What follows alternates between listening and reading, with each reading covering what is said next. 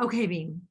I wanted to give you one more piece of bonus content as it relates to rewiring the subconscious mind, because I think we just so underestimate the power in the pause.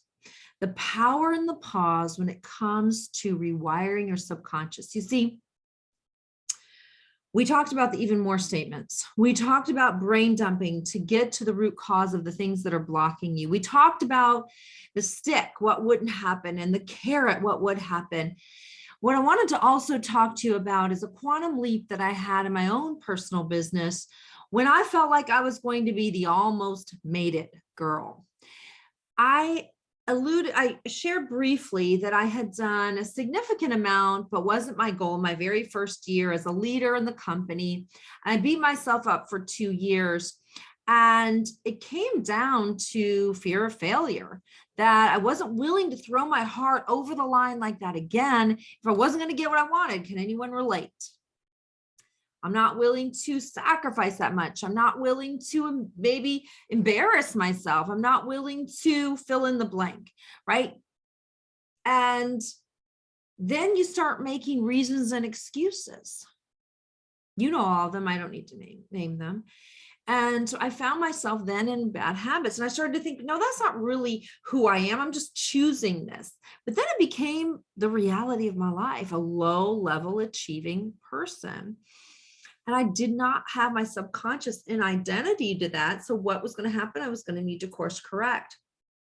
But I was scared and I didn't know how to get through that hump of just like putting out this effort without being able to make it manifest into my desire. You with me? So I believe in boiling your goal down to basics. And for me, it came down to a couple of things in my particular business that I would do routinely. So what's the root of what it is you want and what do you need to do routinely to get there? But not just that alone, what's going to make it happen. It was the rewiring. So just so happened to be watching something that caught my eye, and Matthew McConaughey was being interviewed, and I didn't ever really watch daytime TV. So for me, it was a God thing. And I was clicking through and I was like, ooh, he's cute. You know, what's he got to say? Let's listen to Matthew. And he was talking about this book, The Greatest Salesman in the World book. And I didn't like the title, would never have picked up that book because although I was in sales, I never wanted to be a salesperson. I felt very disassociated with that title. And then he said how this book changed his life. So just so happened for me, it attacked my fear on the inside cover of the book called I Will Persist Until I Succeed.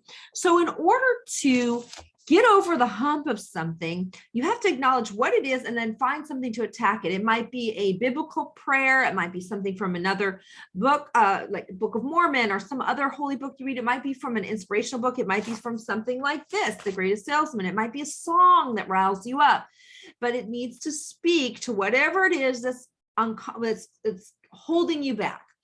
And I was afraid I was going to be the almost made it girl. So I memorized this, and every time I felt like I wasn't going to be that, I paused. Instead of pushing through, instead of doing the action that should come with the result, but the energy wasn't behind it, the angst was there, the fear of the what if or the annoyance of having to do it. The sparkle wasn't there beyond the action. I would pause and honor that feeling. You know, you can't pretend there's no weeds in your garden. You look at the weed, you attack it, and you pull it out instead of letting it continue to fester and take over your mind. So I'm asking you to acknowledge that the weed is there, and I'm asking you to attack it immediately. And here's how I attacked it. You have to go to a mirror, any mirror.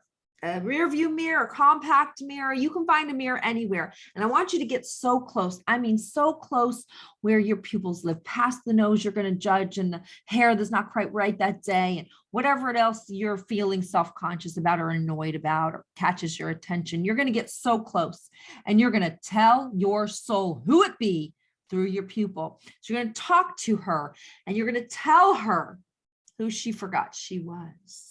Over and over and over again until you feel that feeling. It might take one time, it might take 100 times.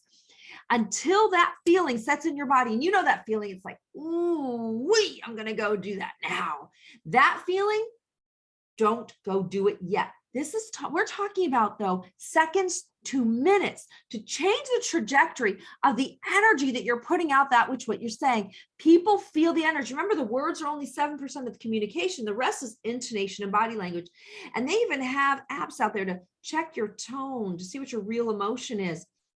You might not be able to consciously pick up, but you are picking it up in other people and they're picking it up in you. So you have got to change that energy that changes the tone, that changes the result. So I would go so deep into my pupil and I would go, I will persist until I succeed. I was not delivered into this world into defeat, nor does failure course through my veins. I am not a sheep waiting to be prodded by my shepherd. I am a lion and I refuse to walk, to talk, to sleep with the sheep. The slaughterhouse of failure is not my destiny. The slaughterhouse of failure is not my destiny. I will persist until I succeed. And then I would say it again, and I would say it again, and I would say it again if I needed to, until that feeling came. Then I went to the action. The subconscious is your engine. Fuel it, direct it, dictate to it. Your even more statements are in your subconscious mindset that you're doing upon wake at night and hitting those gamma brain waves. And then anytime you feel a little bit of holdback on who you want to become, the next quantum leap you want to have, find something, attack the weed, make your spirit sparkle. And if you're feeling really, really destitute, default back to the random act of kindness.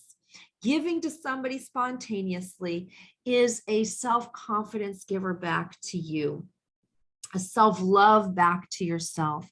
And there is nothing wrong with that. Giving, receiving, and then raising your deserved level. I hope this has helped in the kettle of all the choices, but narrow, because you remember, a confused mind does nothing. And from that point, just so you know what happened for me, I went from 600,000 down to 400, down to 350 in team production during my pity party years.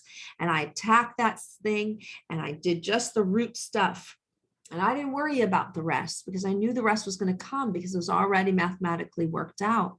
You see, our mind stops us. We get all trippy, but I got real narrow. And then every morning and every night I would envision what would happen if I didn't and what would happen when I did reach this goal.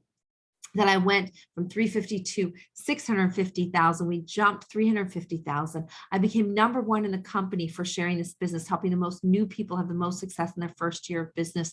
I did all 3 courts in the company and I literally changed the path for my entire career from that moment forward. It was literally a quantum leap, and the quantum leap started right here.